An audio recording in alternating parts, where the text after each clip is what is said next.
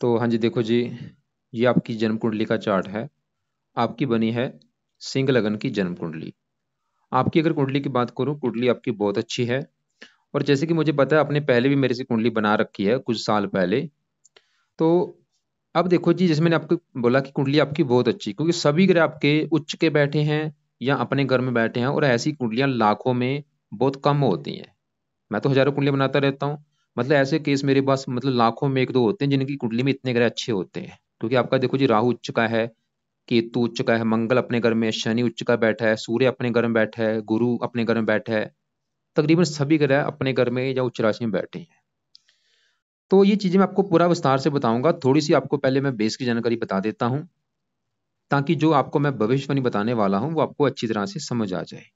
Base की जानकारी ये है कि जो कुंडली होती है, इसमें टोटल 12 ग्रह होते हैं।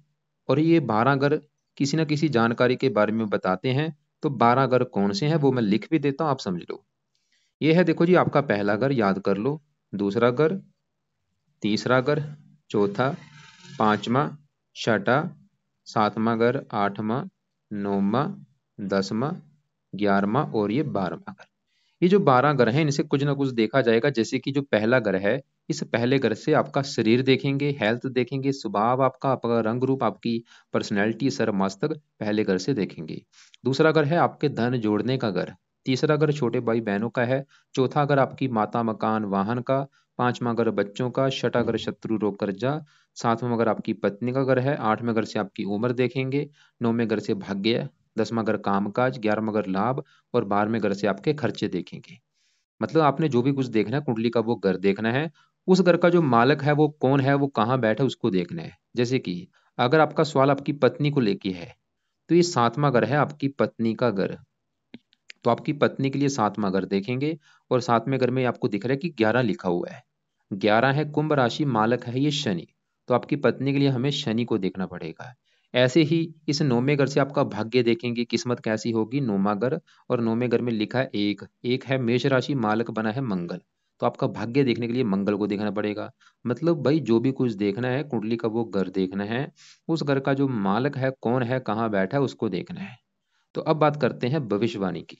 आपके जो सवाल है वो मैं ज्यादा कवर करूंगा। जैसे कि आपका एक सवाल है कि आपने पूछा है राजनीति में, आप जो कि विधानसभा के आपने बोला था कि चुनाव है, उसमें आपको टिकट मिल सकती है या नहीं, और आपको निकाल दिया गया है, और शत्रु परेशान कर रहे हैं, कुछ कर्जा भी है। ये आपके सवाल मैं ज्यादा कवर करूंगा। सबसे पहले देखो जी, आपके मैं एक बार सभी ग्रहों को पहले कवर कर दूं मोटा मोटा सा। जैसे कि पहले घर में जो सूर्य बैठा है, इसको हम पहले मैं बता दूं। पहला घर, जैसे मैंने बोला, आपका शरीर है, सेहत, स्वभाव, रंग रूप, पर्सनैलिटी, सर मस्तक, इसके लिए पहला घर। और पहले घर में लिखा है 5, क्योंकि मैंने आपको क्या बोला, उसी घर का मालक देखा जाता है। जैसे कि 7वें घर का मालक कौन है, शनि। 9वें घर का मालक कौन है, मंगल। ऐसे पहले घर से आपका शरीर देखा जाएगा, सेहत, स्वभाव, रंग रूप, पर्सनैलिटी, सर मस्तक। ये कुछ हम पहले घर से देखेंगे। और पहले घर में लिखा है 5, 5 है सिंह राशि, मालक बना है सूर्य। और सूर्य कहाँ बैठा है, इसी घर में बैठा है। बहुत अच्छी बात है। सूर्य पहले घर का मालक पहले घर में बैठा है। ये एक मतलब बहुत बड़ी बात होती है। सूर्य यहाँ पे एक योग लेकर बैठा है, जिसे कहते हैं रवि कृत राजयोग। सूर्य ये पंच महापुरुष योग में से उत्तम योग है। सूर्य ये दिखा रहा है कि आपको बहुत ज्यादा साहसी बनाएगा, पराक्रमी बनाएगा, मेहनती बनाएगा। आपको बहुत ज्यादा मान प्रतिष्ठा देगा। और सूर्य देखो जी, जब भी पहले घर में अपने घर में बैठा होता है, ऐसे बंदे जहाँ तो सरकारी नौकरी में होते हैं, या इनको सरकार की तरफ से बेनिफिट होता है। मतलब ऐसे जातक राजनीति में भी होते हैं। जो कि अगर आप राजनीति में है, उसका बड़ा कारण सूर्य भी है लग्न में बैठा, क्योंकि अपने घर में बैठा है। और अगर आप राजनीति में होंगे, वहां पे भी आपको बहुत ज्यादा सफलता देगा, क्योंकि अपने घर में बैठा है। मतलब राजनीति में बड़ी लेवल पे आपको मान प्रतिष्ठा मिलेगी। तो पिता का भी कार्य का, पिता का भी सुख अच्छा दिखा रहा है, पिता की सपोर्ट अच्छी मिलेगी, मान प्रतिष्ठा अच्छी। तो सूर्य आपका है बहुत बड़े लेवल पे। अच्छा, अब साथ में जो बुध बैठा है, बुध ये जो 3 लिखा है, 11वें घर का भी मालक है। और 6 लिखा है दूसरे घर का। दूसरा घर है धन जोड़ने का, परिवार का, वाणी का। इसके लिए दूसरे घर के मालक बुध को देखना पड़ेगा। और ये जो 3 लिखा है, ये 11वें घर का भी मालक है। बुध देखो जी, सूर्य के साथ बैठा है, बुध द्वितीय योग बना है। बुध भी 100 में से 100% अच्छे फल देगा। वो ये दिखा रहा है कि आप खुद की मेहनत के ऊपर काफी धन कमाएंगे, आपके पास धन की कमी नहीं रहेगी। परिवार का सुख अच्छा, वाणी अच्छी, बातचीत करने में आप कुशल होंगे, आपके धन कमाने के साधन कहीं होंगे, इच्छाएं पूरी कर देगा आपकी। बुध पत्नी को भी देख रहा है, पत्नी को भी सुख अच्छा। मतलब सूर्य बुध आपके बहुत बड़े लेवल पे अच्छे हैं, हजारों अच्छे फल देंगे। अब देखो जी, आगे बात करते हैं शुक्र की। मैं बात करता हूँ। पहले यहाँ पे शनि की बात कर ले, तो शनि भी आपका 100 में से 100% अच्छे फल देगा। सवाल की शनि क्यों अच्छे फल देगा। शनि देखो जी तीसरे घर में बैठा है और तीसरे घर में लिखा है 7। 7 है तुला राशि जो कि शनि की है उच्च राशि। शनि आपका बैठा है उच्च का, इसकी वजह से वो भी अच्छा है। क्या अच्छे फल देगा। शनि जिस घर का मालक है, मालक किस घर का है। शनि ये जो 11 लिखे इस घर का मालक है 7वें घर का। 7वां घर है आपकी पत्नी का घर। अगर आपकी पत्नी का सुख देखना है, पत्नी के लिए देखो जी कम से कम हमें मंगल की भी दृष्टि है, सूर्य। पत्नी के लिए हमें कम से कम 5 ग्रह देखने पड़ेंगे। आपकी पत्नी का सुख देखने के लिए 5 ग्रह देखने पड़ेंगे। वो कैसे। सातवां घर पत्नी का, 7वें घर में लिखा है 11। 11 है कुंभ राशि, मालक है शनि। तो आपकी पत्नी के लिए शनि को भी देखना पड़ेगा। इसके अलावा 7वें घर के ऊपर है मंगल की दृष्टि। मंगल को भी, सूर्य बुध की दृष्टि है, इनको भी देखना पड़ेगा। और पत्नी का कारक होता है शुक्र, शुक्र को भी देखना पड़ेगा। इसलिए 5 ग्रह देखने पड़ेंगे भाई। तो 7वें घर के मालक शनि की अगर बात की जाए, वो है बहुत अच्छा, उच्च का बैठा है। वो ये दिखा रहा है कि पत्नी का सुख मिलेगा बहुत अच्छा। पत्नी के आने के बाद भी आपकी किस्मत चमकेगी, आपका भाग्य होगा पत्नी के आने के बाद, शनि ये दिखा रहा है। लेकिन मैंने ऐसी हजारों कुंडलियां देखी, जब भी शनि तीसरे घर में उच्च का बैठता है 7वें घर का मालक होके, ऐसे लोगों का जो विवाह है वो देरी से होता है, उम्र निकल जाने के बाद। आपका विवाह वैसे देरी से होगा, लेकिन विवाह होने के बाद किस्मत भी आपकी चमकेगी। अब यहाँ पे देखो जी चौथे घर में जो मंगल केतु बैठे, अगर इनकी बात की जाए, घर है चौथा, चौथे घर में लिखा है 8। 8 है वृश्चिक राशि, मालक कौन बना मंगल। कहाँ बैठा, इसी घर में बैठा है। जैसे कि सूर्य पहले घर का मालक पहले घर में बैठा है, मंगल चौथे घर का मालक है और चौथे घर में ही बैठा है। चौथा घर है माता मकान वाहन का घर। मंगल ये दिखा रहा है कि आपको माता मकान वाहन का सुख अच्छा मिलेगा। आपके पास अच्छा घर होगा, अच्छी गाड़ी, भूमि जमीन जायदाद, नौकर चाकर, सभी सुख मिलेंगे, किसी चीज की कमी नहीं रहेगी। और मंगल ये जो एक लिखा है इस घर का भी मालक है 9वें घर का। 9वें घर से देखा जाता है भाग्य। आपका भाग्य 9वें घर से, 9वें घर में एक लिखा है, एक है मेष राशि, मालक है मंगल। मंगल ये दिखा रहा है कि आपको परम भाग्यशाली बनाएगा, आपका भाग्य कदम कदम पर साथ देगा, आपको धार्मिक बनाएगा, परोपकारी बनाएगा, कई फायदे देगा। साथ में जो केतु बैठा है, केतु चौथे घर में उच्च का बैठा है, वो भी ये दिखा रहा है कि मकान वाहन का सुख अच्छा मिलेगा। अब आगे बात बढ़ते हैं यहाँ पे गुरु की। ये है 5वां घर। 5वां घर 3 चीजें देखी जाती हैं, संतान, पढ़ाई और बुद्धि। ये चीजें हम 5वें घर से देखेंगे। और 5वें घर में लिखा है 9। 9 है धनु राशि, मालो कौन बना गुरु। कहाँ बैठा है, इसी घर में बैठा है। कमाल की बात। तो गुरु भी 5वें घर का कर देगा अच्छा। वही दिखा रहा है कि भाई संतान का सुख मिलेगा बहुत अच्छा। आपकी जो संतान होगी, जो आपके बच्चे होंगे, वो बहुत ज्यादा समझदार होंगे, पढ़े लिखे, आज्ञाकारी। खासकर आपके भाई पुत्र संतान ज्यादा होंगी, कन्या आपकी होगी कम। इसके अलावा 5वां घर पढ़ाई का आपको काफी पढ़ा लिखा बना देगा, बुद्धिमान बना देगा। और गुरु देखो जी 9वें घर को देख रहा है, आपको धार्मिक भी बना देगा, परोपकारी। लगन को देख रहा है, विद्वान बना देगा, अच्छी बुरी बात की आप पहचान रखने वाले होंगे। 11वें घर को देख रहा है, धनी बना देगा। मतलब गुरु के भी हजारों अच्छे फल हैं। और गुरु की अभी दशा भी आपकी चल रही है। तो ये ग्रह आपके बहुत बड़े लेवल पे अच्छे हैं। अब देखो जी, क्योंकि आपका जो मेन सवाल है मैं उसको कवर करूंगा। अब आपकी कुंडली में जो ग्रह मुझे खराब लगा है वो कौन सा है। सबसे बड़े लेवल पे ग्रह आपका खराब है शुक्र। क्यों खराब है। शुक्र दूसरे घर में कन्या राशि में बैठा है नीच का। ये आपको, और शुक्र आप लिख लो। सवाल सबसे पहली बात तो शुक्र आपका है खराब। क्यों खराब है, क्योंकि वो नीच का बैठा है। क्या खराब फल देगा, आप लिख लो क्या खराब फल देगा। शुक्र देखो जी दूसरे घर में बैठा है, दूसरा घर है धन जोड़ने का घर, परिवार का घर और वाणी का घर। शुक्र ये दिखा रहा है कि आपको धन जोड़ने में दिक्कतें आएंगी। धन तो आ जाएगा लेकिन धन आप जोड़ नहीं पाएंगे। परिवार को लेकर दिक्कतें। और शुक्र आपकी, शुक्र जिस घर का मालक है, मालक इस घर का, ये जो 2 लिखा है इस घर का मालक है 10वें घर का। अब देखो जी आपका क्या सवाल है। आपका सवाल है राजनीति, क्योंकि आप राजनीति में जाना चाहते हैं। आप राजनीति अगर देखनी है, राजनीति के लिए हम देखते हैं 10वां घर, क्योंकि 10वां घर है सरकार का घर। राजनीति सरकार से जुड़ी है, तो 10वां घर सरकार का है। और सूर्य से देखा जाता है राजनीति, क्योंकि सूर्य है सरकारी नौकरी का भी कारक, सरकार का भी कारक है। तो आपकी अगर राजनीति देखनी है उसके लिए एक तो हमें 10वां घर देखना पड़ेगा, क्योंकि 10वें घर से मैंने बोला है राजनीति देखी जाती है, सरकार। और सूर्य को देखना पड़ेगा क्योंकि वो सरकार का कारक है। इसके अलावा 10वें घर में कौन बैठा है, राहु। तो हमें राहु को भी देखना पड़ेगा क्योंकि वो 10वें घर में बैठा है। और 10वें घर में 2 लिखा, 2 है वृष राशि, मालक है शुक्र। तो आपको समझ आ चुकी मैं क्या बोल रहा हूँ। 10वां घर सरकार का है, राजनीति का। 10वें घर का मालक कौन बना शुक्र, शुक्र को भी देखना पड़ेगा राजनीति के लिए। और 10वें घर में राहु बैठा है, राहु को भी देखेंगे। और सूर्य को भी देखना पड़ेगा क्योंकि वो सूर्य सरकारी नौकरी का कारक है, राजनीति का कारक है। तो सूर्य की हम पहले बात कर चुके हैं, सूर्य आपका है बहुत बड़े लेवल पे अच्छा।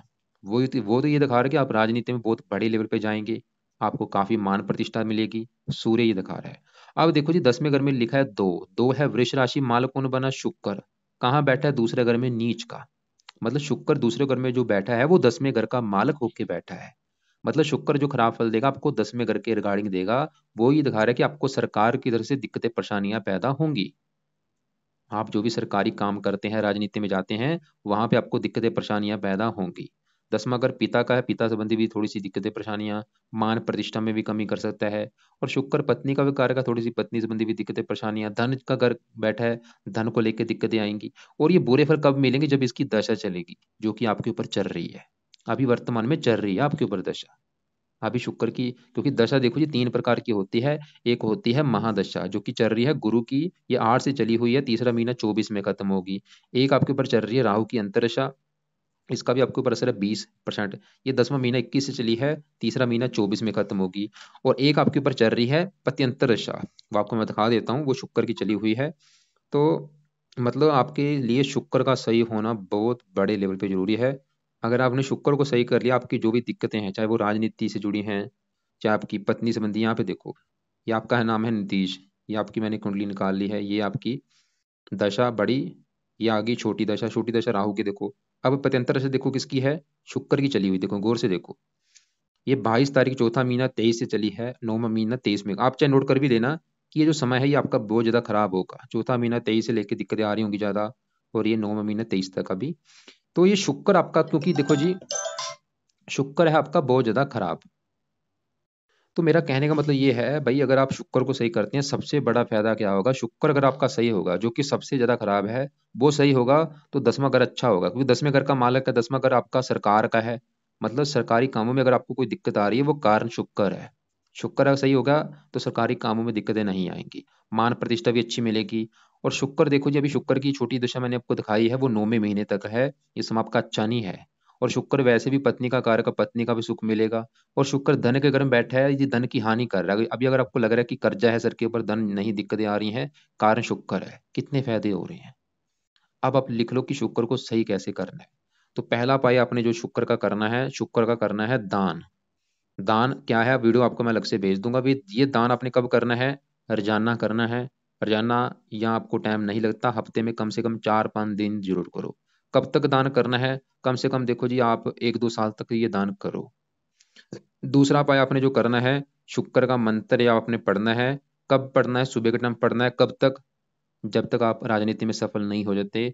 ओम शुम शुक्राय नमः। चाहे एक माला पढ़ लो, आपकी मर्जी है, चाहे 5 माला पढ़ लो, क्योंकि अभी 9वें महीने तक दशा है, तो मैं तो बोलूंगा ज्यादा से ज्यादा माला पढ़ो सुबह के टाइम। तो पहला पाय मैंने क्या बोला, दान। दूसरा पाय शुक्र का मंत्र जाप, जो कि है ओम शुम शुक्राय नमः। तीसरा पाय आपने जो करना है, अगर आपको संस्कृत आती है, शुक्र कवच का भी पाठ आप पढ़ सकते हैं। अगर आपको आती है पढ़ लो, नहीं तो ऑडियो लगा के आप ये पाठ सुन सकते हैं। ये पाठ कहाँ पे मिलेगा, यूट्यूब पे आप सर्च करेंगे शुक्र कवच का पाठ लिख के, वहां पे निकल आएंगी वीडियो। तो ये 3 पाए तो आपने करने हैं, तीनों में से 2 पाए बेस्ट हैं, दान भी जरूर करो और मंत्र जाप भी। कवच का पाठ चाहे करो चाहे ना करो, आपकी मर्जी है, लेकिन कर लोगे तो अच्छी बात है, नहीं करना कोई बात नहीं, लेकिन ये 2 उपाय जरूर करना। एक और आपको उपाय बता देता हूँ, वो है शुक्र की देवी है माता लक्ष्मी जी। तो आप माता लक्ष्मी जी का भी कोई पाठ पूजा, उसका जो आपको कोई पाठ पूजा आता है माता लक्ष्मी जी का, वो आपने करना है। तो अब आपको देखो क्लियर हो चुका है, शुक्र सही होगा, मैं लिख के दे रहा हूँ, हजारों फायदे होंगे। अभी शुक्र की दशा भी चल रही है, जो कि आपके 10वें घर का मालक है, 10वां घर है राजनीति का। दूसरी बात देखो जी, तो आपको समझ आ चुकी क्या करना है। एक तो शुक्र के उपाय करनी है, क्योंकि उसकी चल रही है पत्यंतर दशा, वो 10वें घर का मालक है, बिल्कुल खराब है, बिल्कुल टोटली खराब है। अब आपके ऊपर जैसे मैंने बोला, गुरु की चल रही है बड़ी दशा, गुरु भी आपका है बहुत बड़े लेवल पे अच्छा, वो आपको बता चुका हूँ। और आपके ऊपर चल रही है राहु की अंतरदशा, जो कि 10वां महीना 21 से चली है, तीसरा महीना 24 में खत्म होगी। और मैंने क्या बोला था, अगर राजनीति देखनी है वो 10वें घर से देखते हैं, तो 10वें घर का मालक शुक्र, वो तो हम देख चुके हैं। अब 10वें घर में कौन बैठा है, राहु। अब राहु की बात की जाए कि राहु कैसा है, तो राहु 10वें घर में 2 लिखा है, वृष राशि में बैठा है, उच्च का बैठा है, जो कि एक बहुत अच्छी बात है। और वैसे भी मैंने ऐसी जो कुंडलियां देखी हैं, जब भी राहु 10वें घर में उच्च का बैठा होता है, ये अकेला ही, अकेला ग्रह बंदे को राजनीति में सफल दिलाता है। मतलब अकेला ग्रह राहु उच्च का बैठा हो, तो ऐसे बंदे बड़े लेवल पे राजनीति में सफल होते हैं, बड़े नेता होते हैं। ये राहु जब भी 10वें घर में उच्च का होता है, जो कि आपकी कुंडली में बैठा है। लेकिन नेगेटिव बात क्या है, राहु देखो जी कामों में रुकावटें भी डालता है, मतलब काम आसानी से नहीं बनता, क्योंकि आपकी अभी दशा चल रही है। ये क्या करेगा, आपके कामों में रुकावटें डालेगा। आप चाहे नोट करके भी देख लो, नोट कर लो चाहे, कि भाई राहु की दशा जब से चली है 10वां महीना 21 से, तब से कोई ना कोई दिक्कतें परेशानियां आ रही हैं, नोट कर लेना। क्योंकि राहु देखो जी क्या है, दानव ग्रह है, दिक्कतें परेशानी तो देता ही है, दिक्कतें परेशानियां रुकावटें। तो मैं ये बोलूंगा कि आपके लिए राहु का भी उपाय करने बहुत ही जरूरी है, क्योंकि वैसे भी राजनीति का जो कारक है, क्योंकि ये ग्रह किसी ना किसी कारक होते हैं। जैसे कि उसका राहु है, तो राहु अगर आपने राहु के पाठ पूजा कर दिए भाई, फिर आपका राहु आपको इतने फायदे देगा आप सोच नहीं सकते। तो सवाल है कि राहु को क्या क्या किया जाए। अब आप राहु के उपाय लिख लो। पहला राहु का जो उपाय आपने करना है, राहु का भी आपने मंत्र जप करना है। कब करना है? रात के समय। शुक्र का जो मंत्र बोला है वो सुबह के टाइम करना है। राहु का मंत्र आपने रात के समय करना है। राहु का मंत्र है ओम राम राहवे नमः। कितनी माला आपकी मर्जी, चाहे 1 माला कर लो चाहे 5 कर लो, रोजाना रात के समय करना है। कब तक? जब तक दशा है, तीसरा महीना 24 तक ये करना है। तो पहला उपाय राहु का दान है, इसका मंत्र जाप हो गया। दूसरा उपाय देखो जी, राहु कवच का पाठ अगर आप कर सकते हैं कर लो, नहीं तो ऑडियो लगा के सुन लिया करो। एक इसका कवच का पाठ है, स्रोत का पाठ है। मंत्र जाप तो चलो आप करेंगे ही, मेन वैसे मंत्र जाप है, मंत्र जाप ही कर लो, उसी से आपका काम चल जाएगा। या फिर कवच स्रोत के पाठ आप चाहे पढ़ लो, चाहे ऑडियो लगा के सुन लिया करो। वैसे इसका देखो जी दान भी होता है, सतनाजे का दान होता है। 7 प्रकार के अनाज होते हैं जिसे कहते हैं सतनाजा। सवाल है कि वो दान आपको करना चाहिए या नहीं। सतनाजा क्या करता है? पावर को कम करता है। मैं बोलूंगा दान मत करो, खाली मंत्र जाप कर लो, कवच का पाठ, स्रोत का पाठ। 3 उपाय बोले हैं, मंत्र कवच स्रोत। मंत्र जाप तो आप चलो आसानी से कर ही लेंगे, वो आप करते रहना रात के समय। और बाकी देखो जी, एक आपको मैं वीडियो भेजूंगा राहु की 25 उपाय वाली, मतलब राहु के उसमें लिखे हैं 25 उपाय। उस वीडियो को आप देख लेना, जो आपको लगता है कि आप हाँ उपाय कर सकते हैं वो आपने करने हैं, क्योंकि जितने ज्यादा आप उपाय करेंगे उतना ही आपका राहु अच्छा होगा। तो अब आपको मैंने क्या क्या बोला है। एक तो 10वें घर का मालव शुक्र जो कि बिल्कुल खराब है, ऊपर से चल रही है पत्यंतर दशा 9वें महीने तक। उसके उपाय आपको बता दिए हैं क्या क्या है। मंत्र जाप, दान, माता लक्ष्मी जी की पूजा उपासना, और कवच का पाठ पढ़ लेना, चाहे ऑडियो लगा के सुन लेना। राहु की चल रही है अंतरदशा, ये भी आपका 10वें घर में बैठा है। वैसे तो उच्च है, फिर भी आप इसके उपाय करो ताकि अच्छे फल जो है वो बढ़ जाएं और बुरे फल कम हो जाए। अब एक और बात, जो सूर्य है देखो क्या मैंने बोला, सूर्य मेन होता है सरकार का कारक है और राजनीति का कारक है। और सूर्य आपका है अच्छा, लेकिन हमने क्या करना है, इसके अच्छे फलों को बढ़ाना है। इसके अच्छे फल जो है वो बढ़ जाएंगे, जितने बढ़ेंगे उतना आपको फायदा होगा। तो वो कैसे बढ़ेंगे?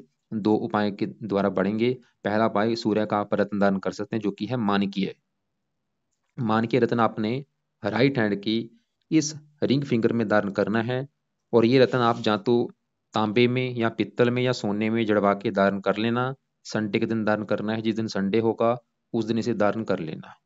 धारण करने से पहले इस रत्न को आपने कच्चे दूध में या गंगा जल में धो लेना है, धारण कर लेना है। और इसको आपका जैसे वेट है 76, तो आप इसके 7.25 रत्ती का धारण कर लेना।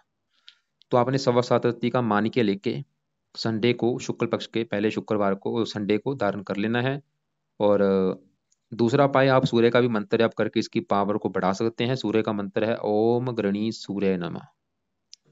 तो सुबह के टाइम आपको मैंने शुक्र का जो मंत्र बोला है कि शुक्र का मंत्र आप 3-4 माला 5 माला करो। उसी समय आप सूर्य का भी 1 माला मंत्र जाप कर सकते हैं, चाहे 1 माला कर लो चाहे 5 माला कर लो। सूर्य को जल कभी नहीं देना, भूल के सूर्य को जल मत देना। सूर्य का दान नहीं करना, हरे रंग का दान नहीं करना, दान किसी का नहीं करना। और एक बात और, अब गौर से समझो, एक बार होत है। क्या बात है एक और? वो है कि आपके ऊपर भाई 7.5 भी चल रही है। और 7.5 देखो जी, पिछले आपके ऊपर 2.5 साढ़े 5 साल हो चुके हैं 7.5 चली हुई है, जो कि अभी भी 2 साल की पड़ी है। अब बात है कि 7.5 क्या होती है। देखो जी 7.5 में क्या होता है, बंदे के कर्म आगे आते हैं। कई बार तो ये बहुत अच्छी जाती है, कई बार बहुत ज्यादा दिक्कतें आती हैं। तो सवाल है कि 7.5 से बचा कैसे जाए। अगर हो सकता है कि आपको ये बुरे फल दे रही हो, तो 7.5 के लिए एक काम कर लो, हर शनिवार को शनि के मंदिर में माथा टेकने जाया करो। और वहां पे भी जाके प्रार्थना करो कि मेरी ये जो दिक्कतें हैं वो दूर हो, मुझे आप प्लीज अच्छे फल दो। तो ये आपने देखो जो उपाय करने हैं। और बाकी जो सबसे बड़ा आपकी जो आपका सवाल था राजनीति में जाने का, उसमें जो दिक्कतें आने का भाई सबसे बड़ा कारण ये शुक्र है, नीच का बैठा ही है। इसके लिए तो इसका मंत्र है, आप तो सुबह के टाइम जितना ज्यादा कर सकते हो, 4-5 माला 10 माला करो, ओम शुम शुक्राय नमः। दूसरा काम दान करो। दान क्या है आपको मैं वीडियो में जैसे मैंने बोला अलग से भेज दूंगा, फिर भी आपको मैं थोड़ा सा दिखा देता हूँ कि इसका दान क्या है। तो यहाँ पे देखो जी, शुक्र का दान एक तो आप है कि सफेद गाय को चावल दे सकते हैं। या फिर दूसरा है कन्या या युवा ब्राह्मणी, उसको आप खीर, दही, परफ्यूम हो गया या रेशमी कोई कपड़े दे सकते हैं। जरूरी नहीं, आपको जो लगता है कि आप कर सकते हो वो करना, आप सभी उपाय नहीं करने। अपनी पत्नी को सफेद वस्त्र, परफ्यूम, सुगंधित फूल दे सकते हैं। लेकिन अभी आपका विवाह नहीं हुआ, जैसे कि आप चींटियों को, ये आप कर सकते हैं आसानी से, ये कर लेना। चींटियों को चीनी, डाल सकते हैं आप, वो तो आप डाल ही देंगे चीनी एक मुट्ठी लेके। जहाँ चींटियों का जो झुंड होता है वहाँ पे आपने डालनी है। जहाँ चींटियों का आप चावल भी डाल सकते हैं या मिश्री डाल सकते हैं। ये आप उपाय बेस्ट है, ये आप कर सकते हैं, आसानी से कर लेंगे। जहाँ चींटियाँ होती हैं वहाँ पे चीनी, चावल या मिश्री उनको डाल सकते हैं। या फिर एक और उपाय है कि आप पंछियों को चावल डाल सकते हैं। और जब भी देखो जी आप ये उपाय करेंगे, मान लो आप पंछियों को चावल डाल रहे हैं, आपने मन में बोलना है कि हे शुक्र देवता जी, आपका ये दान है सफेद रंग का, वो मैं कर रहा हूँ, प्लीज आप मुझे अच्छे फल दो, ओम शुम शुक्राय नमः करते करते आपने फिर ये दान कर देना है। बाकी यहाँ पे जो मैंने ये लिखा है, जैसे कि करीम, दही, घी, मक्खन, मखाने, परफ्यूम, श्रृंगार का जो सामान है, ये आप इन चीज़ों का भी दान कर सकते हैं। इनका दान आप कहाँ पे करना है, किसी लेडीज को दे सकते हैं, या कोई ब्राह्मणी होती है उनको आप दे सकते हैं। तो आपको देखो जी, मैंने अपनी पूरी कोशिश की आपको समझाने की।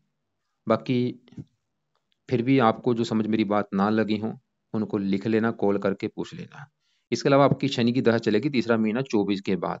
बड़ी दशा आने वाली है शनि की, जो कि 19 साल की चलेगी। सवाल है कि वो दशा कैसी होगी। तो वो दशा में काफ़ी आपको अच्छे फल भी मिलेंगे, लेकिन थोड़ी सी वो खराब फल भी देगी। तो अगर आप चाहते हैं कि वो खराब फल आपको ना मिले, अच्छे फल ही मिलें, तो आप उस समय शनि के पाठ पूजा आपने ज़्यादा करने हैं। उस समय आपने शनि के मंदिर में भी जाना है, शनि का मंत्र जाप भी कर लेना। और ताकि वो अच्छे फल बढ़ जाएं, बुरे फल आपको ना मिले। बाकी वैसे तो कुंडली आपकी बहुत अच्छी है। और बाकी फिर भी आप एक बार मुझे कॉल कर लेना।